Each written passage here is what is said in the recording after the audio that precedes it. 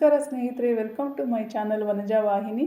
ನಾನಿವತ್ತು green chicken gravy ಮಾಡ್ತಾ ಇದ್ದೀನಿ. ತುಂಬ ಅಂದರೆ ತುಂಬ ಟೇಸ್ಟಿಯಾಗಿರುತ್ತೆ, ಸ್ಪೈಸಿಯಾಗಿರುತ್ತೆ. ಮನೆಯಲ್ಲಿ ಎಲ್ಲರಿಗೂ ತುಂಬ ಇಷ್ಟಪಡುವಂಥ ಗ್ರೇವಿ ಇದು, ಚಿಕನ್ ಗ್ರೇವಿ. ತುಂಬ ಸುಲಭವಾಗಿ ಮತ್ತು ತುಂಬ ಬೇಗ ಮಾಡ್ಕೊಳ್ಳುವಂಥ ಗ್ರೇವಿ ಇದು.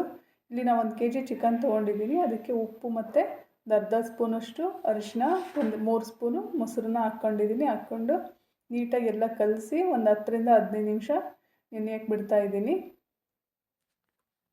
ಇವಾಗ ಗ್ರೇವಿಗೆ ಮಸಾಲ ರೆಡಿ ಮಾಡ್ಕೊಳ್ಳೋಣ. ಇಲ್ಲಿ 3 ಈರುಳ್ಳಿ ತೊಗೊಂಡಿದ್ದೀನಿ ಮೀಡಿಯಮ್ ಸೈಜ್ದು, 1 ಹಿಡಿಯಷ್ಟು ಪುದೀನ, 1 ಹಿಡಿಯಷ್ಟು ಕೊತ್ತಂಬರಿ ಸೊಪ್ಪು, ಒಣ ಕೊಬ್ಬರಿ, ಹಸಿಮೆಣಸಿನ್ಕಾಯಿ, ಬೆಳ್ಳುಳ್ಳಿ, ಹಸಿ ಶುಂಠಿ, 1 ಟೊಮೆಟೊ ತೊಗೊಂಡಿದ್ದೀನಿ. ಇಷ್ಟನ್ನು ಒಂದು ಬಾಣಲಿಲಿ ಹಾಕಿ ಎಣ್ಣೆ ಹಾಕಿ ಹುರ್ಕೋತಾ ಇದ್ದೀನಿ.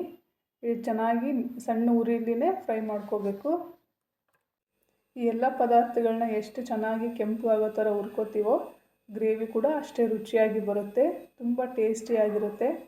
ಈ ಮಸಾಲ ಸ್ವಲ್ಪ ಜಾಸ್ತಿ ಹಾಕ್ತಾಯಿದ್ದೀನಿ, ಯಾಕಂದರೆ ಗ್ರೇವಿ ಜಾಸ್ತಿ ಬೇಕು. ಹಾಗಾಗಿ ಎಲ್ಲನೂ ಕೆಂಪಗಾಗೋ ಥರ ಹುರ್ಕೋಬೇಕು. ಟೊಮೊಟೊ ಕೂಡ ಸೇರಿಸಿ ಎಲ್ಲ ನೀಟಾಗಿ ಫ್ರೈ ಮಾಡ್ಕೊಂಡಿದ್ದೀನಿ. ನೋಡಿ, ಈ ಥರ ಕೆಂಪಗಾಗೋ ಥರ ಹುರ್ಕೋಬೇಕು. ಈಗ ಜಾರಲ್ಲಿ ಕೊತ್ತಂಬರಿ, ಪುದೀನ, ಹುರಿದಿಟ್ಟಿದ್ವಲ್ಲ ಮಸಾಲೆ ಪದಾರ್ಥಗಳು, ಅವನ್ನು ಕೂಡ ಸೇರಿಸ್ಕೊತಾ ಇದ್ದೀನಿ ಜಾರಲ್ಲಿ.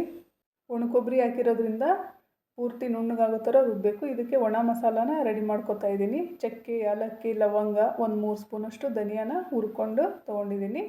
ಈಗ ಒಂದು ಪಾತ್ರೆಯಲ್ಲಿ, ಮಣ್ಣಿನ ಪಾತ್ರೆ ಇದು, ಇದರಲ್ಲಿ ಒಂದು 3 ಸ್ಪೂನ್ ಎಣ್ಣೆ ಹಾಕ್ಕೊಂಡಿದ್ದೀನಿ. ಎಣ್ಣೆ ಬಿಸಿ ಆದಮೇಲೆ ಸ್ವಲ್ಪ ಕಸೂರಿ ಮೇಥಿ ಹಾಕಿ ಕೆಂಪಗಾಗೋ ಥರ ಹುರ್ಕೋತೀನಿ.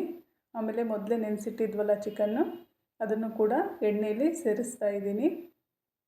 ಅಗಲವಾಗಿ ಆಗೋ ಥರ ಎಲ್ಲ ಕ್ಲೀನಾಗಿ ಸ್ಪ್ರೆಡ್ ಮಾಡಿ, ಇದನ್ನು ಕೈ ಆಡಿಸ್ತಾ ಇಲ್ಲ, ಜಸ್ಟ್ ಹಾಕಿದ್ದನ್ನೇ ಹಾಗೆ ಅಗಲ ಮಾಡಿ ಬಿಡ್ತಾ ಇದ್ದೀನಿ. ಸ್ವಲ್ಪ ಹೊತ್ತಾದಮೇಲೆ ಹಾಗೆ ಮುಚ್ಚಿಬಿಡ್ತೀನಿ, ಕೈ ಆಡಿಸ್ತಾ ಇಲ್ಲ. ಹಾಕಿದ್ಮೇಲೆ ಚಿಕನ್ ಅಡುಗೆಗಳ್ನ ಯಾವಾಗಲೂ ಸಣ್ಣ ಉರಿಲೇ ಬೇಯಿಸ್ಕೋಬೇಕು. ನೋಡಿ, ಪ್ಲೇಟ್ ಮುಚ್ತಾ ಇದ್ದೀನಿ. ಮಸಾಲೆನ ಸಣ್ಣದಾಗಿ ರುಬ್ಬಿ ರೆಡಿ ಮಾಡ್ಕೊಂಡಿದ್ದೀನಿ. ಒಣ ಮಸಾಲೆನೂ ಕೂಡ ಪುಡಿ ಮಾಡ್ಕೊಂಡಿದ್ದೀನಿ. ನೋಡಿ, ತುಂಬ ಸಣ್ಣಗಾಗಿದೆ.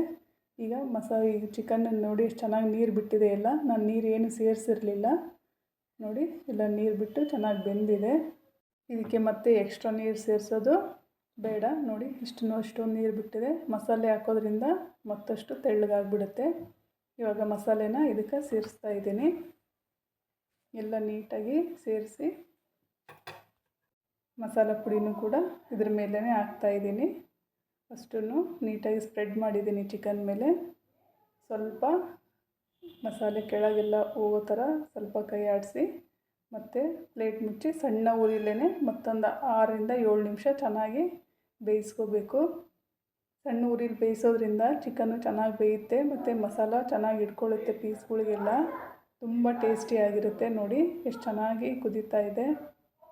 ಮಸಾಲ ಎಲ್ಲ ಹಿಡಿದಿದೆ ಚಿಕನ್ನು. ನೋಡಿ, ನೀರು ಎಕ್ಸ್ಟ್ರಾ ಮತ್ತೆ ಸೇರಿಸಿರಲಿಲ್ಲ ನಾನು. ನೋಡಿ, ಇದೇ ಎಷ್ಟೊಂದು ನೀರು ಬಿಟ್ಟಿದೆ. ಇದಕ್ಕಿಂತ ತೆಳು ಬೇಕಾದರೆ ಎಕ್ಸ್ಟ್ರಾ ಸೇರಿಸ್ಕೋಬೋದು. ಇವಾಗ ನಾನು ಹಾಕ್ತಾಯಿಲ್ಲ, ಕರೆಕ್ಟಿದೆ ಗ್ರೇವಿ. ನೋಡಿ, ಪೀಸ್ ಎಲ್ಲ ಚೆನ್ನಾಗಿ ಬೆಂದಿದೆ. ಇವಾಗ ಟೇಸ್ಟಿಗೆ ಉಪ್ಪು ನೋಡಿ ಬೇಕಾದ್ರೆ ಹಾಕ್ಕೋಬೋದು. ಈಗ ಇನ್ನೊಂದು ಪಾತ್ರೆಯಲ್ಲಿ ನಾನು 1-2 ಚಮಚ ತುಪ್ಪ ತೊಗೊಂಡಿದ್ದೀನಿ. ತುಪ್ಪ ಇದ್ದರೆ ತುಪ್ಪ, ಇಲ್ಲಾಂದರೆ ಬೆಣ್ಣೆ ಹಾಕ್ಕೊಂಡು ಒಂದು ಒಣಮೆಣ್ಸಿನ್ಕಾಯಿ ಮುರಿದು ಹಾಕಿದ್ದೀನಿ ಒಗ್ಗರಣೆಗೆ.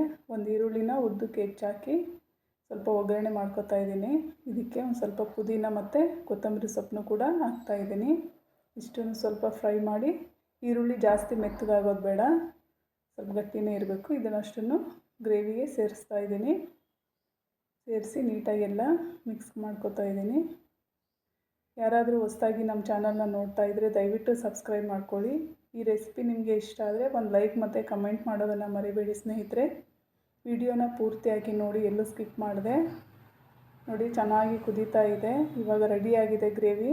ಈ ಗ್ರೇವಿ ಅನ್ನ, ಚಪಾತಿ ಮತ್ತು ರೊಟ್ಟಿ ಜೊತೆ ತುಂಬ ಚೆನ್ನಾಗಿರುತ್ತೆ. ನೋಡಿ, ಎಷ್ಟು ಚೆನ್ನಾಗಿ ಕಾಣಿಸ್ತಾ ಇದೆ. ಖಂಡಿತ ಒಂದ್ಸರಿ ಈ ರೆಸಿಪಿನ ಮನೇಲಿ ಟ್ರೈ ಮಾಡಿ ಸ್ನೇಹಿತರೆ. ತುಂಬ ಚೆನ್ನಾಗಿರುತ್ತೆ, ಟೇಸ್ಟಿಯಾಗಿರುತ್ತೆ. ಖಾರ ಕಡಿಮೆ ಅನಿಸಿದರೆ ಬೇಕಾದರೆ ಹಸಿಮೆಣ್ಸಿನ್ಕಾಯಿನ ಹೆಚ್ಚಿ ಸೇರಿಸ್ಕೋಬೋದು ಕುದಿಯುವಾಗ. ನೋಡಿ, ಎಷ್ಟು ಚೆನ್ನಾಗಿ ಕಾಣಿಸ್ತಾ ಇದೆ. ವಿಡಿಯೋನ ಪೂರ್ತಿಯಾಗಿ ನೋಡಿದ್ದಕ್ಕೆ ತುಂಬ ಧನ್ಯವಾದಗಳು ಸ್ನೇಹಿತರೆ. ದಯವಿಟ್ಟು ಸಬ್ಸ್ಕ್ರೈಬ್ ಮಾಡೋದನ್ನು ಮರಿಬೇಡಿ.